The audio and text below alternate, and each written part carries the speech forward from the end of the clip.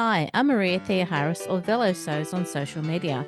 Welcome back to Sew Organised Style podcast, featuring textile artists with the upcoming Making Zen online retreat from the 27th of May to the 31st of May. Grab a cuppa and relax with us. I was playing a lot with felted wool sweaters and cutting them up and sewing them into things. And then that just kind of led to my first book, Warm Fuzzies. Betz White is the textile artist you just heard. She's one of the 20 textile artists on the Making Zen online retreat. As Kate Ward said, she selected tutors for the retreat who are textile artists. We get to learn one skill from them, but we certainly get an inside look into how textile artists put their whole selves into their works. Let's listen to Betz now. Thanks for coming onto the podcast of the Making Zen online retreat. I'm really glad that you're here. Well, thanks for having me. It's nice to meet you. It's lovely to meet you today. Betz, you're one of the 20 textile artists we get to learn from at the upcoming Making Zen online retreat next week. I know our listeners are keen to know more about you and how you developed your textile art skills. And I always encourage people to have a look at the social media of all of the tutors so people can find you on Instagram and Betz_White to see what you've done in the past. Yep, that's my handle. So it's Betz, BETZ _ and then white, like the color. Can they find you anywhere else on social media or online? I have a website that's betzwhite.com. Yep. And I'd say between my website and Instagram, that's probably the best place to find me and see my work. Thank you so much. Betz, how did you become a textile artist? I grew up in a really crafty family. I grew up in the 70s and my mom sewed a lot of our clothes and always had some kind of craft project going on at the kitchen table. And even my dad, he was doing needlepoint at one point. There was one year that he sewed down jackets for everyone in the whole family. We were really into making stuff. And I pretty much felt like that was kind of my superpower that, well, if you wanted something, you just made it. You know, there wasn't really fast fashion or shops that had cheap things that you could buy. It was like if you were interested in something, you pretty much just had to make it. That's kind of how I grew up. And then my grandmother and my mom both knit, and I learned to knit when I was about 6 years old. I've just kind of always been interested in fabric and fiber. And then at my grandmother's urging, I got a degree in fashion design in college. And I ended up working in the apparel industry for about 15 years, designing kids' clothes. Then when my kids were little, in about 2006, I started a blog just because it seemed like a fun thing to do. And I was playing a lot with felted wool sweaters and cutting them up and sewing them into things. And then that just kind of led to my first book, Warm Fuzzies, which came out in 2007, I think. So I kind of just stumbled into my business of starting a website and selling my work and writing books and teaching. And so it's been about 18 years now since then. So in that time period, how many books have you published now? I've written 3. So there was Warm Fuzzies, which was all about upcycling wool sweaters, felting them in crafts. And then I wrote Sewing Green, which was kind of evolving into more upcycling and beyond sweaters. That came out, I think, in 2009. And then the last book was called Present Perfect, and that came out, I think, in 2014. It's been a good 10 years since the last book. So I don't know, maybe it's time for another, maybe not. I think the good part about your describing all 3 books is that upcycling, recycling, using existing materials seems to be a theme of your practice. Yes, I mean, it's always been something that I'm interested in. And in the early blogging days, I felt like that really resonated with people. And it was super inspiring for me too. It just really got my creative juices flowing. You know, what could this be? What would be a clever way to, transform this into something else? And it just kind of snowballed from there, really, because it was just like a really fun way to look at things. I've always enjoyed that. It might be seen that recycling and upcycling is something that has been prominent in the last few years, but you've been thinking about that for many, many years. Yeah, I'd say so. I mean, even in high school, I used to go to the thrift stores a lot and buy old clothes and cut them and stitch them and do stuff to them. And that was, the word upcycling wasn't a thing then. No, not at all. So it was really fun. I think I might have been one of the weird kids in the high school, but I guess that didn't bother me. You were one of the weird kids with foresight in the future. That's right. Well, I was a future fashion student, so I had to express myself somehow. So before we get on to the topic that you're going to be treating us with on the Making Zen online retreat is when you said that your father did sewing and he made the down jackets, can I ask, did he have an engineering background? Well, I don't think he had an engineering background. He was a plant superintendent for a steel company. What? Yeah. And so he was more of like a manager, I guess you would say. But he was always super handy, with handyman type skills. I guess he just was interested in making other things as well. And the down jackets were like a kit that came with like the bags of the feathers and the fabric and all that. So I think he just enjoyed the process of putting that together. And I don't know, he's just a crafty guy. That's why it's part of your DNA. That's right. Yeah. Oh, good. Thank you. For people who are thinking of going to the Making Zen online retreat, what can they look forward to from you? I'm going to be focusing on embroidery, and I've really enjoyed doing that the last few years. It's kind of made an appearance in my work throughout the years, but I've been coming around to it and focusing more on it recently. And one of the things I've really been enjoying is a chunky style embroidery on knits. So I'm going to be teaching an embroidery on knits class.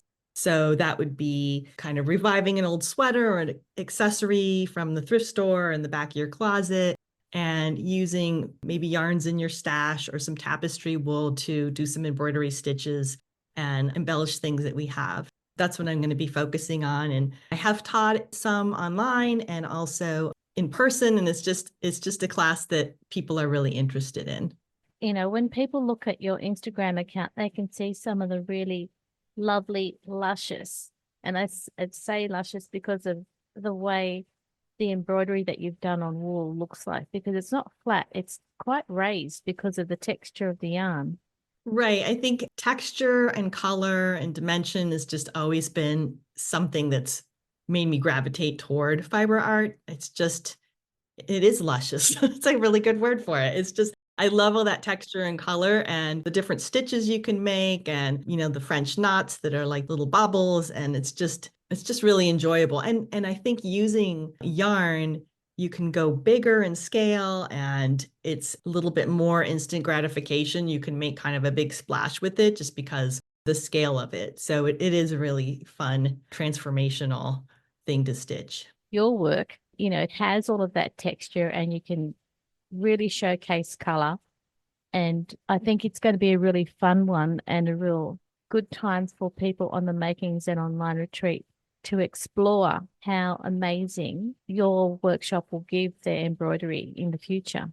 Thanks. Yeah, I think it's kind of adjacent to the trend in mending as well, especially like the visible mending. I'm not really teaching how to repair a hole per se, but it is something that, if you have a sweater or a jumper that's got a stain or a threadbare spot, you can repair it and then you can embroider on top of it. Or if it's a stain, just make a little flower, a little bug or something and kind of use that to your advantage and a jumping off point for some creative embellishment. There are a lot of people who do the Making Zen online retreat who take part in visible mending. And, you can use embroidery on a woolen garment or a knit and do the ladybugs or the hearts or the flowers. And it looks quite stunning. And it's just a mend, but it extends the life of the garment. Right. Do people need to buy new resources or get new notions to do your workshop for the Making Zen online retreat?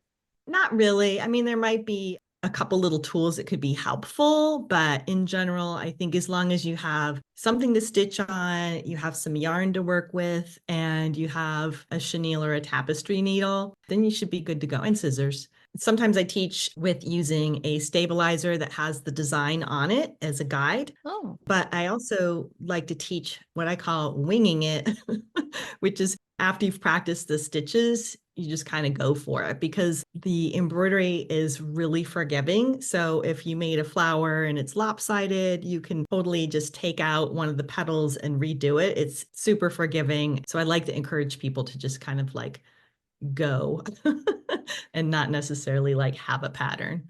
Oh, that's good. I like the fact that you've said that, if something doesn't work out, you can undo it fairly easily.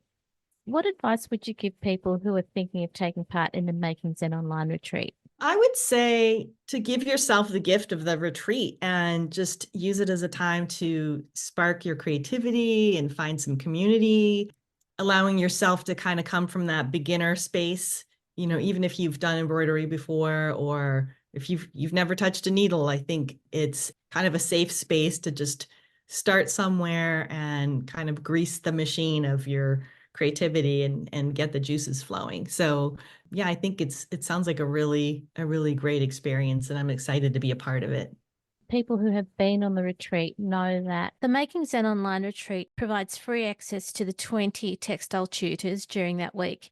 The additional benefit of purchasing the VIP ticket is lifetime access to these tutorials from all of the textile artists like yourself. And plus, they can discuss and share what they've done on the Facebook group. And I've seen how the creativity explodes, not just at the Right. time of the retreat, but ongoing. So I know that people will, who are thinking of going to the Making Zen online retreat will realize it's not just a one-time thing, it's actually ongoing. Yeah, that's great. I'm glad to hear that.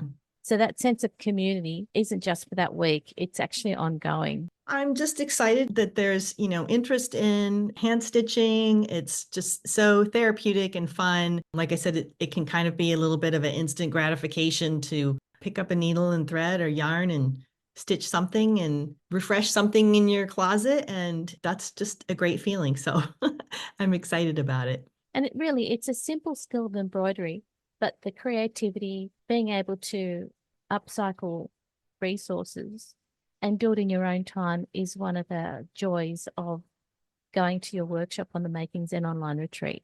Yeah, sounds great. Betz, thanks so much for coming onto the podcast for the Making Zen online retreat. I've had a really eye-opening experience having a look at the work that you have on Instagram. Well, thank you. Yeah, it was really lovely. All of the colors and the shapes and the way you apply yarn and felt has been an eye-opener. So thank you again for being on the podcast. It's been lovely to meet you. Nice to meet you too. Thanks for having me. You're welcome. This episode for the Making Zen online retreat on Organised Style podcast was produced by me, Maria Thea Harris, with permission of Betz White and Kate Ward. Sound by bensound.com. To register for the Making Zen online retreat, there's a link in the show notes as well as on our podcast page and on our podcast Instagram account. Make sure you book in to the Making Zen online retreat using those links. You can subscribe to Organised Style podcast, but with an S, not a Z, on all good podcast apps. Make sure you go back and listen to our free Making Zen podcast archive. And if you can, consider supporting the production of this podcast on Patreon. In the show notes, there's a link so that you can register for the Making Zen online retreat. It's free to watch for the first 24 hours of every day from the 27th to the 31st of May. We look forward to joining you in your sewing room next time. Stay safe, everyone.